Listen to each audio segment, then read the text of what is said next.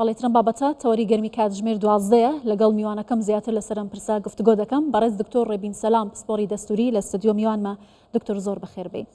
چەند ڕۆژێکە مانگرتن لە سلێمانی لەژێر خێمەکاندا بەردەوام لایەن فەرمانبەران و هەروەها مامۆستایانەوە، بەڵام ئەبینین کە هەندێک دەستی دەرەکی تێکەڵ بە مانگرتنەکان بوون ئەیانەوێ ڕایگشتی بەلاڕێدا ببن. چ ئامانجێک لە پشت ئەم هەوڵانەوە هەیە و بۆچی؟ طبعا بناوی خۆی گەورە و میرەبان، سەرەتا ڕێز و سڵام بۆ جەنابەت خاتون و سەرجەم بینەران. ڕوون و ئاشکرا دەرکەوت لە ڕۆژی جومعەدا لە هەینی پێشوودا کۆمەڵی پەرلەمانتاری شیعە لە بەغداوە بە هەڵەداوان خۆیان گەیانە مانگرتوەکانی سلێمانی کە باوەشیان کرد بە مانگرتوەکانە لە کاتێکا کە لە ئینتیفاازەی بڵێن تشرینەکەی خۆیانە کاتێکە لە 2009دا ڕوویدا 800 گەنجی شیعە لە بندیواری ماڵی خۆیانە لە دراوسی خۆیانە بوونە ئامانج و کوژران 24500 گەنج لەوێدا برینار بوون و ئێستش نیوەیان معاوەقن لەسەر جێگە کەوتون. بۆچی ناچێت یوسف کلابی مەسەلەن باوەش بکا بەوانە بۆ دڵنەوایان باتوانە و دەست با بە پشتیانە، بەڵام لەوێەوە بە هەڵەداوان هاتووە مجموعە مانگرتوویەکی کردوتە باوەش لە سلەیمانی کە ئەوانە مانیان گرتووە لەبەر هاتنی موچە یان بۆ موچە مانیان گرتووە، چونکە ئێمە ئێستا بۆمان دەرکەوت کە ڕێکەوتنەکان گەیشتون بە قۆناغی زۆر پێشکەوت و لە نێوان هەولێر و بەغدادا و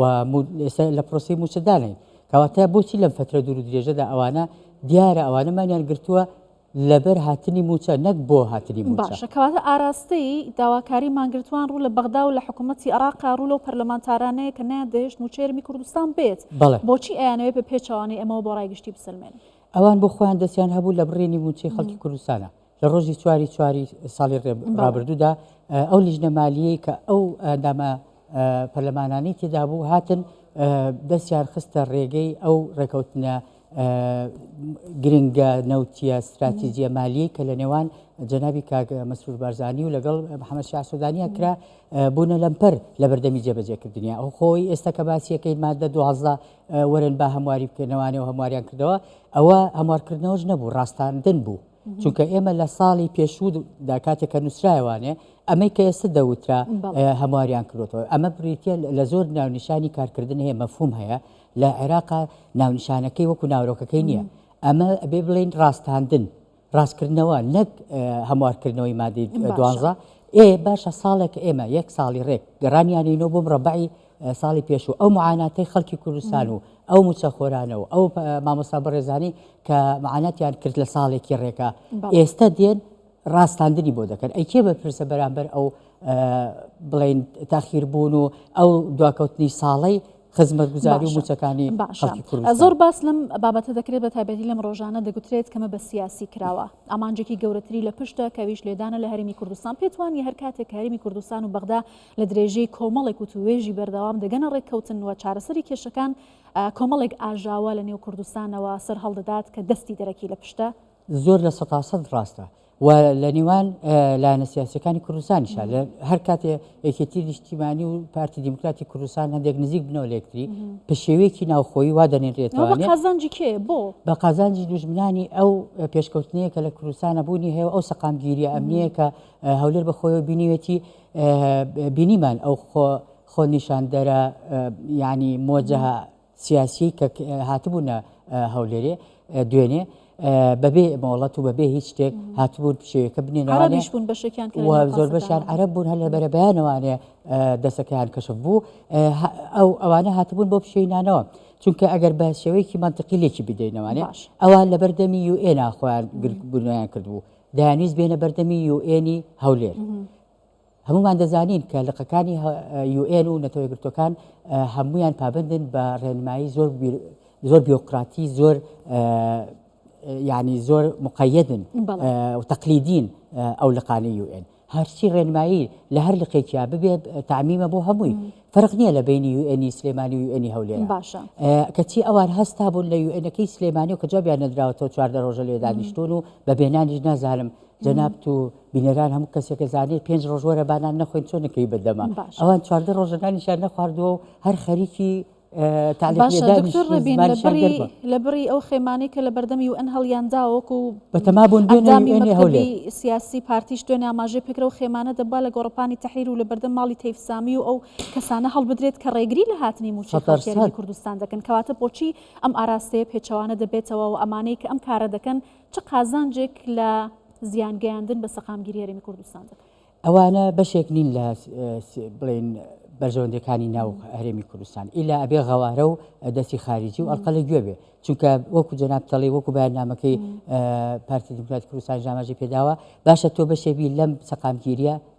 بۆ ئیدامەکردنی کار دەکەی ئەوان کاتێک کە دێنە بەردەمی UN هەولێر کە بەتەمابوون بێن ئەمە بۆ سفرکردنەوەی ئەنجومەنی وەزیران و بۆ سفرکردنەوەی پەرلەمانیشە و خۆنیشاندان لە بەردەمی UN بۆ ئاوارە دەبێ ئەگەر تۆ لە شارێک لە وڵاتی ئاوارەبی دەچیتە بەردەمی UN خۆنیشاندانەکەی چونکە ئەو لایەنەی کە حکوومەتە و پەرلەمانە گوێر لێ ناگرێ یان سەر بەوانی ئەوان بۆ سەلماندنیەوەی گوایە ئێمە سەر بە پەرلەمان نین و سەر بە ئەنجومەنی وەزیران نین و دەنگمان نەبیستراوە دەچینە بەردەمی UN بەڵام هەمان UNەکەی سلێمانی ئەوەی هەولێریشە یعنی حکمەتەکەی تیادا نییە تۆ بگوازیتەوە گواستنەوەکە بریتی بوو لە لانەوەی پشێوی وایان دەزانیت بۆیان دەچێتە سەر ئەو یوسف کیلابیە بتوانن لێرە پشێوەک بنێنەوە تەقە لە دوو مەسەلەن خۆپیشاندەر بکرێت و بقلیشێتەوە وەکو ئینتیفازە تشرینی کە ڕوویان لەوێ یانەوەی کە لە سلەیمانی لە شوباتی ساڵەکانی پێشوە دکتۆر لەگەڵ ئەم گۆڕانکاریانەی کە ناوچەکە هاتۆتە پێشەوە عراق لە دۆخێکی ئاڵۆزی سیاسی و ئەمنیدایە بەڵام یوسف کلابی و نوێنەرانی بەرەی مقاومە باڵی سیاسی بەرەی مقاومە لە ژێر خێمی مانگرتووان لەم کاتەدا لە سلێمانی چیەکەن وەکو تۆپاگرینەکە پێشەوەی بچێتە ناو ماڵی خۆیانەوە کە ئێرانە هەوڵ دەدەن وەکو دواسەنگەر بەکاری بێنن وتیشان بە زمانی خۆیان وتیان ئێوە دوایامین هێڵی مقاومەی ئێمن و کاتێک کە تۆ ناوی مقاومەی لێدەنیت و باوەشی پیاکەیت و بە پێکەنینەوە ڕەحابەتی سەدرڕوانێ ئەو ئاگراکەیتەوە باوەشی بۆکەیتەوانێ بۆچی خەڵکی سلێمانی و خەڵکی هەولێر و ناوچەکانی دیکە بازی ئەم گێرە شێوێنێ بدەن ئەوان دەڵێن هەر بۆ خۆی مرشیدی باڵای ئیسلامی دەڵێ لە ئێران ئەڵێ من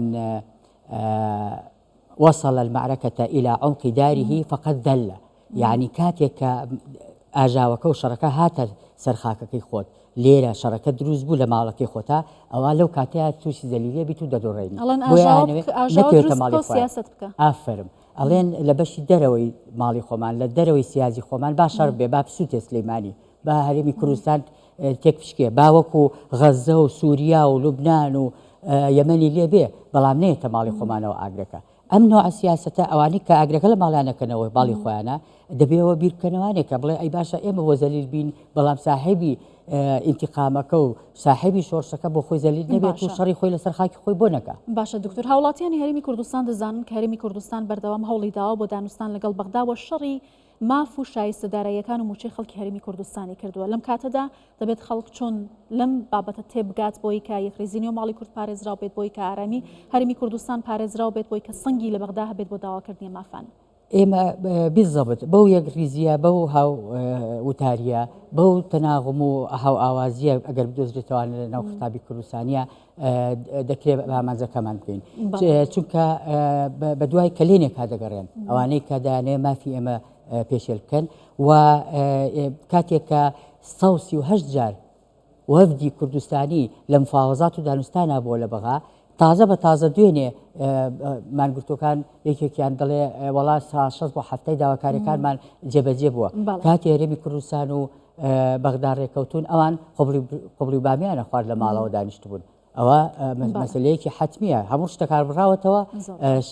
شەرتەوە بۆ بڕاوەتەوانێ کابرا بۆ دارە خولایەوانێت وی وای لێ هات ئەمانە